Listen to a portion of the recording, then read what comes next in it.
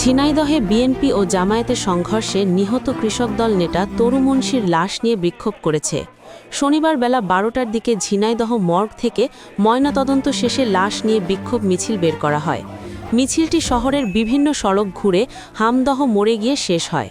সেখানে জেলা বিএনপির সভাপতি, সাধারণ সম্পাদক, দলটির নেতাকর্মী ছাড়াও নিহতের স্বজনরা বক্তব্য রাখেন। বিক্ষোভ সমাবেশে বক্তারা হত্যার সাথে জড়িতদের দৃষ্টান্তমূলক শাস্তির দাবি জানান।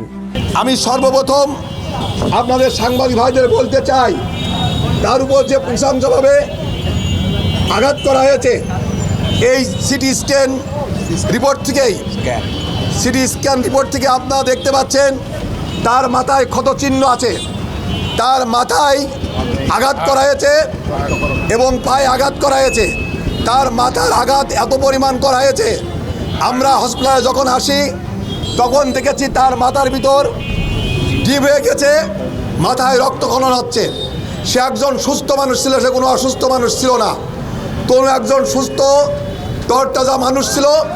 তার মাথায় আঘাত করে তাকে নৃশংসভাবে হত্যা করা হয়েছে। ওনারা বলতে চাচ্ছে উনি স্ট্রোক করে মারা গেছে। কত বড় তা মিথ্যাবাদী! ইসলামের লাভেস পড়ে জালেমের আজকে এই জালেমরা আজকে যে কথা বলেছে, ইনসাফের কথা বলে, কাজ করে বেইনসাফ। এদিকে তরু মুন্সির মৃত্যু স্ট্রোকজনিত কারণে হয়েছে বলে দাবি করেছে জামায়াত। দুপুরে জেলা জামায়াতের কার্যালয়ে সংবাদ সম্মেলনে এ দাবি করেন তারা। কোনো রকম আঘাত করা হয়নি, তিনি অসুস্থ রোগী, অতিরিক্ত ডায়াবেটিস এবং হার্টের সমস্যা ছিল। ঘটনার মধ্যে পড়ে যাওয়ার কারণে স্ট্রোক করে পরবর্তীতে হাসপাতালে চিকিৎসাধীন অবস্থায় মৃত্যুবরণ করেছে।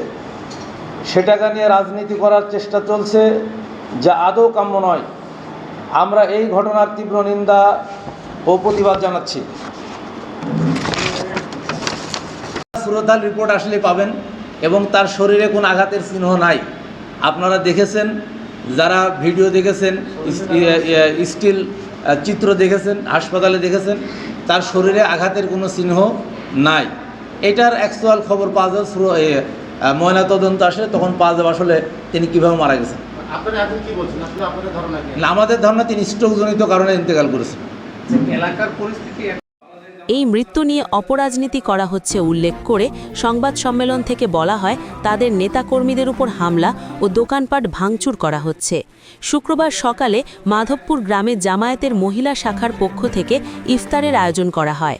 দুপুরে ইফতারের আয়োজন নিয়ে নারী কর্মীদের সাথে স্থানীয় বিএনপি নেতাকর্মীদের বাগবিতণ্ডা হয়। এক পর্যায়ে মহিলা কর্মীদের পরিবারের সদস্যদের সাথে বিএনপি কর্মীদের সংঘর্ষ বেঁধে যায়। এতে উভয় পক্ষের অন্তত ৮ জন আহত হয়। তাদের উদ্ধার করে ঝিনাইদহ সদর হাসপাতালে ভর্তি করা হয়।